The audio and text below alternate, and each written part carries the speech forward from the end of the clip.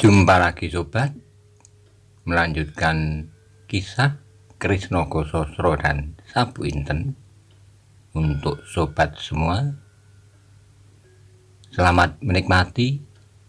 Salam sejahtera dan bahagia untuk Anda sekeluarga.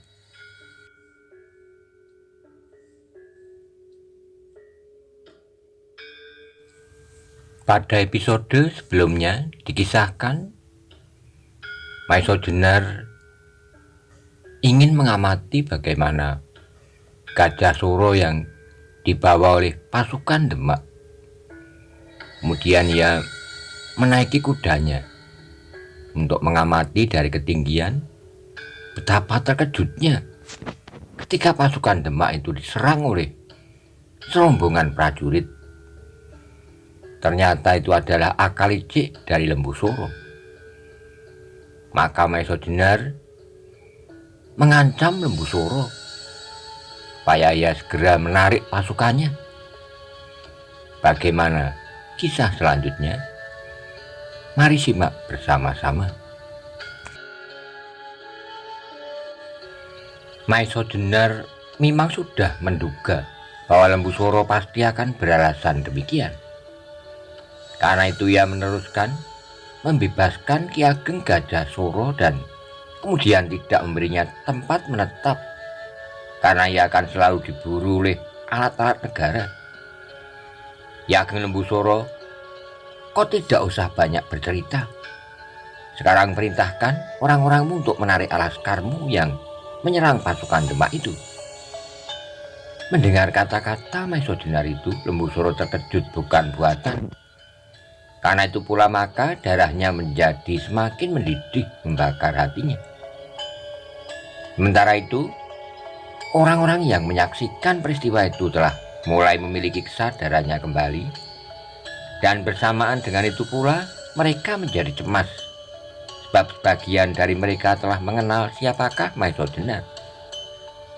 Bahkan Lowoijo, Wadas Gunung, Joko Soko dan Simorodro telah mengetahui sampai di mana kekuatan Maiso Jenar. Maiso Jenar, jawab Lembu Soro, kau jangan mencoba-coba menakut-nakuti aku dengan permainanmu yang licik itu. Kau kira aku dapat kau paksa dengan caramu yang murahan ini? Maiso Jenar tidak menjawab, tetapi keris di punggung Lembu Soro itu semakin menekan sehingga ia terpaksa menahan napas. Kawan-kawan Lembu Soro hanya dapat menyaksikan semuanya itu dengan hati yang berdebar-debar. Mereka sama sekali tak berani berbuat sesuatu sebab dengan demikian berarti riwayat Lembu Soro akan berakhir. Meskipun demikian, Lowoijo telah mencoba untuk menyelamatkan jiwa Lembu Soro. Tuan Ronggo Cahjoyo, yang perwira, aku telah mengenal dan merasakan betapa dahsyatnya ilmu Tuan yang dinamakan Sosro Birowo. Tetapi meskipun demikian aku yakin kalau Tuan tak dapat mengalahkan kami semua ini sekaligus, katanya sambil tertawa dalam-dalam. Lowoijo, jawab Maiso Jenar, aku tidak merasa bahwa aku akan dapat mengalahkan kalian. Yang penting bagiku sekarang adalah Ki Ageng Lembu Soro merintahkan orang-orangnya untuk menarik diri dari pertempuran. Setelah itu aku tidak tahu apakah yang akan terjadi dengan diriku. Tetapi mudah-mudahan Ki Ageng Lembu Soro akan menjadi pelindungku yang baik. Kau gila, bentak Lembu Soro. Lepaskan aku dan marilah kita berhadapan sebagai orang-orang jantan. Itu adalah soal yang mudah, sahut Maiso Jenar. Tetapi perintahkan dulu orang-orangmu menarik diri. Mendengar kata-kata itu Lembu Soro menjadi semakin marah sampai dadanya serasa akan pecah. Apalagi ketika ujung keris itu serasa semakin menekan punggungnya. Akhirnya ia tidak mempunyai pilihan lain kecuali menuruti permintaan Maiso Jenar. Ditatapnya satu persatu wajah-wajah yang kaku tegang di sekitarnya tanpa mendapatkan suatu kesan apapun juga. Kemudian berkatalah ia kepada salah seorang yang berkuda itu, berilah tanda untuk menarik pasukan. Orang yang diajaknya berbicara itu rupanya ragu-ragu. Berapa kali ia memandang berkeliling dan seolah-olah ia minta penjelasan dari setiap orang yang berada di situ. Tapi setiap wajah yang ditatapnya hanyalah mengesankan kebimbangan dan ketegangan. Sampai akhirnya ia memandang wajah Joko Soko. Hanya wajah inilah yang berkesan lain. Maiso Jenar yang pada saat itu juga memandang Joko Soko melihat suatu perasaan yang aneh. Apalagi ketika kemudian ia berkata kepada orang yang memandangnya untuk mendapat penjelasan itu, "Jenawi, tak usah kau beri tanda untuk menarik pasukan," katanya.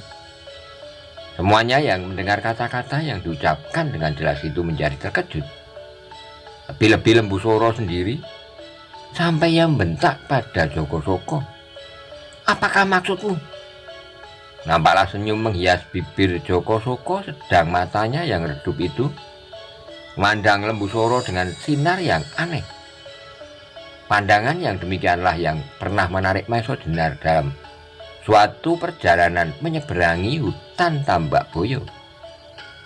Meskipun wajah Soko itu cukup tampan dan bersih, namun wajah yang demikian bagi Maiso Jenar tidaklah lebih atau kurang daripada wajah iblis yang paling berbahaya.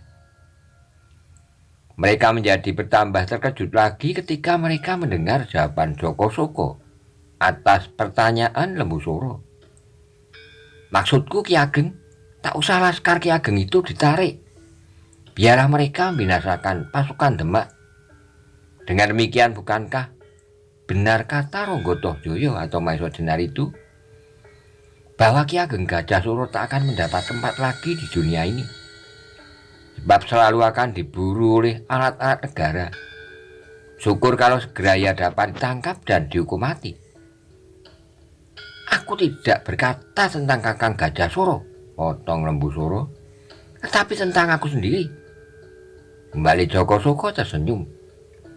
"Kalau kau juga mati karena Maiso Jenar, adalah baik sekali bagi kami. Dengan demikian saingan kami telah berkurang satu orang lagi," katanya. "Tutup mulutmu," bentak Lembu Soro sambil menggigil karena marah yang tak tertahankan lagi. "Kalau aku dapat lepas dari tangan pengecut ini, aku ingin meremas mulutmu itu, Joko Soko," sambungnya lagi. Kembali terdengar Joko Soko berkata di sela-sela senyumnya, "Jangan marah, Ki Ageng, dan jangan menyesal atas nasib jelek yang kau alami." Tubuh Lembu Soro menjadi semakin menggigil, tapi ia tidak dapat berbuat apa-apa oleh tekanan keris Maiso Jenar. Sedang kawan-kawannya yang lain pun tidak kalah terkejutnya mendengar kata-kata Joko Soko itu. Sampai terdengar Uling Kuning yang kasar berkata, "Tidakkah kau dapat diam, ular laut gila?" Mendengar kata-kata Uling Kuning itu, malahan Joko Soko tertawa lembut. "Jangan berpura-pura, Uling Kuning," katanya. "Atau akulah yang harus menutup mulutmu," potong Uling Kuning. Joko Soko agaknya tidak senang mendengar kata-kata Uling Kuning yang kasar itu, sehingga ia mutar kudanya menghadap Uling Kuning. "Cobalah kalau kau mau," katanya. Uling Kuning ternyata betul-betul orang yang kasar dan terburu nafsu.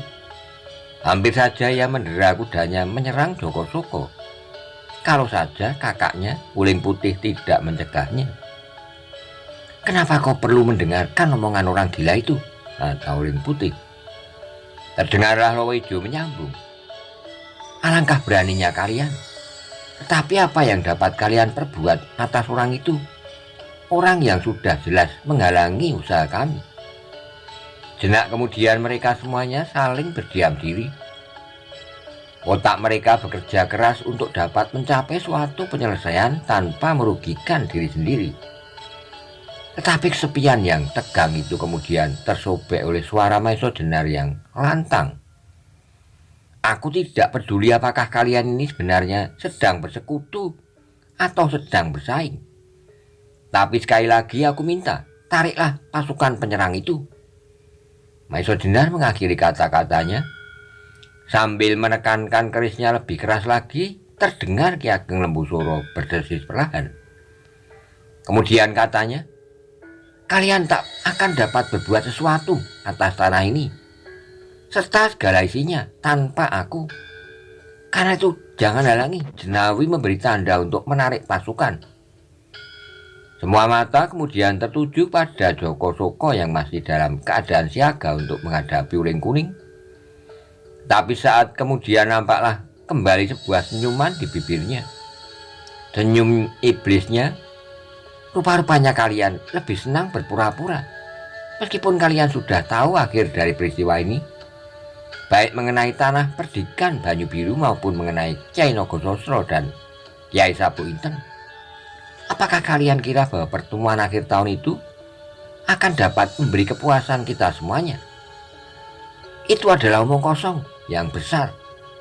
Kalian tahu pasti bahwa Kyai Nogososro dan Kyai Sapu Inten itu akan menuntut kematian demi kematian, sampai akhirnya ia jatuh di tangan orang yang terkuat di antara kita, bahkan guru-guru kita atau pendekar-pendekar angkatan tua. Meskipun demikian, aku akan tetap hadir di pertemuan akhir tahun, yang sebenarnya tak berarti apa-apa itu. Nah, sekarang aku tidak mempunyai urusan lagi di sini. Aku akan pergi saja dan pulang ke Nusa Kambangan." Setelah berkata demikian, segera ia mutar kudanya dan menderanya. Kuda itu segera meloncat dan berlari seperti gila, diikuti oleh 2 orang berkuda yang berlari menyusulnya. Kedua orang itu pasti pembantu-pembantu kepercayaannya. Jenak kemudian orang yang bernama Jenawi itu bergerak maju. Sekali lagi ia mengasih memandangi setiap wajah yang ada di situ. Sudah tidak ada kesan-kesan lain, maka segera ia mengambil sebuah bundaran logam yang mengkilap dengan bermain-main sinar matahari yang mantul dari logam itu. Ia sebenarnya sedang memberikan aba-aba ke arah bukit di seberang tempat pertempuran itu. Ternyata tanda yang dikirim lewat logam yang mengkilap itu dapat sampai ke alamatnya. Dan karena itulah kemudian dari balik gerumbul-gerumbul di lereng sebelah terdengar suara sengangka kala mengumandang dengan nyaringnya. Itulah aba-aba pada para laskar Lembusura yang bergabung dengan laskar-laskar para tokoh hitam untuk mengundurkan diri. Tetapi yang terbanyak dari laskar penyerang itu adalah laskar Lembusura, sebab dialah yang merasa paling berkepentingan dengan tanah perdikan Banyu Biru. Sebentar kemudian segera nampaklah perubahan pada pertempuran yang berlangsung dengan hebatnya di lembah. Pasukan gabungan yang menyerang pasukan Demak itu segera berpencaran dan mengundurkan diri cerai-berai. Sebab sebenarnya mereka merasakan betapa dahsyatnya bertempur pasukan-pasukan Wiro Tamtomo, Wiro Jolo Pati, Noro Manggolo, Manggolo Sroyo, dan lebih-lebih kesatuan Manggolo Pati yang mengawal Sang Soko Gulo Kelapa.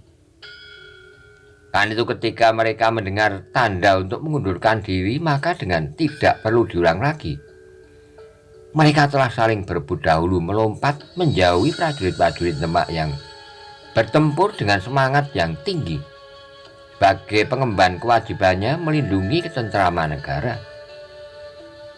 Sekali lagi bulu tengkuk Maeso Jenar rasa-rasanya tegak berdiri ketika dilihatnya bendera-bendera Tunggul Daono, Suropati, Garuda Rekto, dan Tunggul Mego tetap berkibar dengan megahnya memagari Sang Saka Gulo Klopo.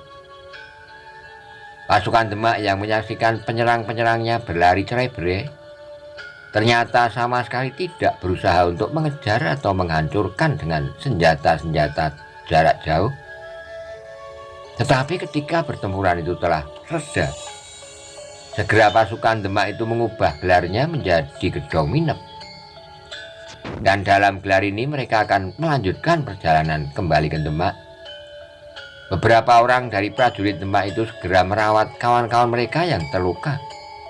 Malah ada beberapa di antaranya yang gugur untuk dibawa bersama-sama dengan mereka. Melihat kenyataan itu, meskipun korban dari kedua belah pihak itu sama sekali tak seimbang, Tetapi terlukanya seorang saja dari prajurit Demak telah dapat menjadi sebab murkanya Sultan Demak. Dan pasti Gajah Suro yang menjadi tempat untuk menumpahkan segala kemurkaan itu. Mengenangkan hal itu, jantung Maiso Jenar berdenyut semakin cepat. Dan karena kenangannya yang melambung itu pula lah, maka ia menjadi lengah. Sebenarnya Lembu Suro bukan pula orang yang dapat diremehkan. Bagaimanapun, ia adalah putra Ki Ageng Suro Dipoyono. Seperti juga Gajah Suro, karena itu ia pun cukup mempunyai kekuatan yang tidak dapat dianggap ringan. Ketika tekanan ujung keris Maiso Jenar tiba-tiba mengendor, taulah Lembu Suro bahwa perhatian Maiso Jenar hampir seluruhnya tertuju kepada pasukan-pasukan di lembah. Entahlah ia sedang menekuni kekalahan pasukan gabungan itu, atau sedang berbangga hati karena pasukan Demak masih nampak segar bugar, atau ia sedang mengenangkan nasib Gajah Suro. Tetapi suatu kenyataan bahwa Maiso Jenar telah meninggalkan sikap hati-hati. Karena itu Lembu Suro ingin mempergunakan kesempatan ini sebaik-baiknya.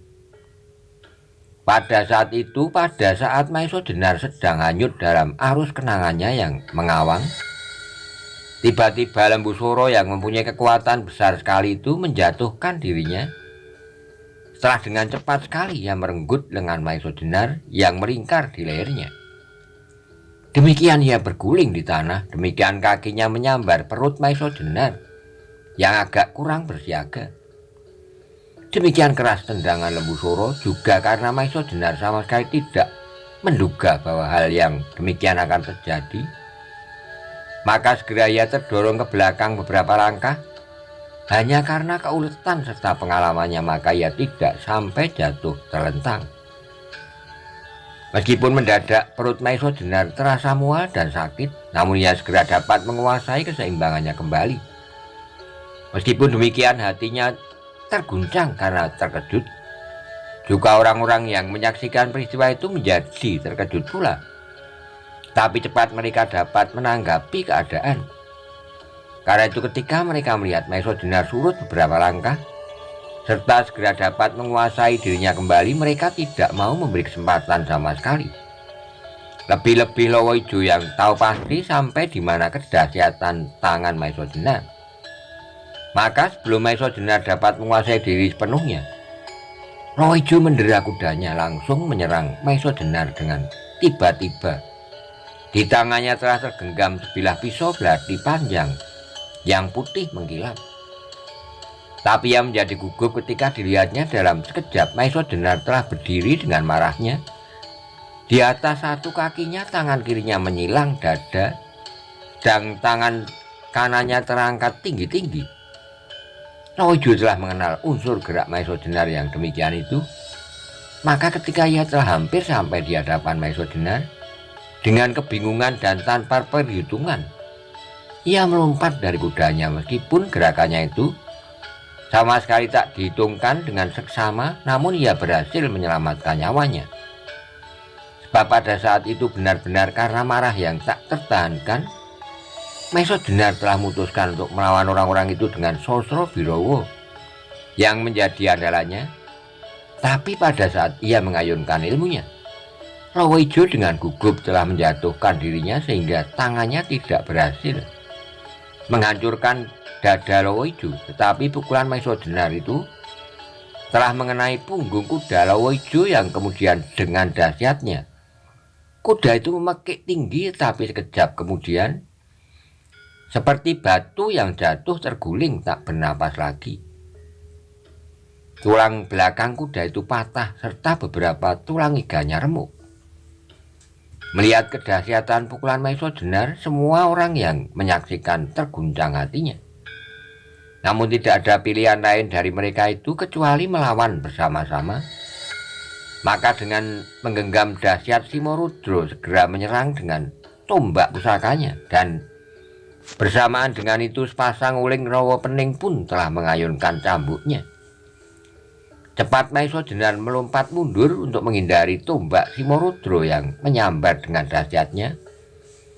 Dan pada saat itu pula Lembu Soro telah mencabut pedangnya yang berukuran luar biasa besarnya. Tapi meskipun ia masih belum berani mendekat, baru ketika Lowijo telah bersiaga pula. Mereka menyerang bersama-sama dari arah yang berbeda-beda. Sebenarnya untuk menghadapi sekian banyak tokoh-tokoh sakti itu, Maesha Jenar merasa bahwa tenaganya tidak akan mencukupi. Tetapi apapun yang terjadi, pantang ia menghindar. Karena itu segera ia menghimpun segenap kekuatan yang ada padanya untuk dapat memberikan perlawanan yang sebesar-besarnya. Dengan ayunan yang deras sekali, Lembu Soro mengarahkan pedangnya ke leher Maesha Jenar, dan bersamaan dengan itu Lowijo menusuk ke arah lambung untuk menangkap gerakan Maesha Jenar apabila ia menghindari sambaran pedang Lembu Soro yang dengan merendahkan diri. Tetapi ternyata Maesha Jenar sama sekali tak menghindar dengan merendahkan diri. Bahkan dengan loncatan yang keras, ia menerkam Lowijo. Gerakan ini sangat mengejutkannya, sehingga dengan cepat ia menarik pisaunya dan segera pisau itu dipergunakannya untuk melindungi dirinya dengan gerakan-gerakan yang berputar. Tetapi Maesha Jenar pun segera mengurungkan serangannya. Sementara itu pedang Lembu Soro yang berat telah berdesing di belakang punggungnya. Cepat dia mutar tubuhnya, dan dengan dahsyatnya tangan Maesha Jenar menyusul arah gerakan pedang itu dengan sisi telapak tangannya yang berlandaskan ilmunya Sosro Birowo. Ternyata akibatnya adalah hebat sekali. Pedang Lembu Soro adalah bukan pedang sewajarnya, tapi adalah pedang yang dibuat khusus untuknya dengan ukuran yang tidak lazim serta dari baja pilihan. Tetapi demikian, sisi telapak tangan Maesha Jenar menyentuh punggung pedang itu, terdengarlah gemertak pedang itu patah dan disusul dengan keluhan tertahan. Terasa betapa nyerinya tangan Lembu Soro sampai pangkal pedang itu terlempar. Ia sama sekali tidak menduga bahwa kedahsyatan ilmu Sosro Birowo itu mampu mematahkan pedangnya. Ketika ia melihat kuda Lowijo jatuh dan mati, ia masih belum begitu kagum, meskipun hal itu telah mengejutkannya pula. Apalagi ia tidak segera dapat menyaksikan bahwa pukulan Maesha Jenar itu telah meremukkan tulang-tulang iga kuda itu. Karena terkejut, heran, dan kagum bercampur aduk, juga pada saat itu ia teringat cerita ayahnya tentang beberapa orang sahabatnya. Di antaranya adalah Ki Ageng Pengging Sepuh yang terkenal dengan ilmu Sosro Birowo. Lembu Soro menjadi seperti terpaku di tempatnya. Kesempatan itulah yang akan dipergunakan oleh Maesha Jenar. Ia sudah tidak dapat memaafkan lagi kesalahan Lembu Soro yang sudah sampai hati mengkhianati kakaknya. Maka segera ia bersiaga dan bersiap melompat ke arah Lembu Soro dengan pukulan mautnya. Tapi keadaan segera berubah dan berselisih dengan rencananya. Maesha Jenar pernah melawan Wadas Gunung bersama dengan kira-kira 20 orang sekaligus. Dan dengan suatu keyakinan yang penuh ia akan dapat mengalahkan mereka. Sekarang ia berhadapan tidak lebih dari 8 atau 9 orang. Tapi mereka bukanlah Wadas Gunung, Carang Lampit, Cemoro Aking, Bagolan, dan sebagainya. Mereka yang dihadapi sekarang adalah Lowijo, suami istri Simorudro, Pasang Uling, dan Lembu Soro. Karena itu keadaannya akan sangat jauh berbeda.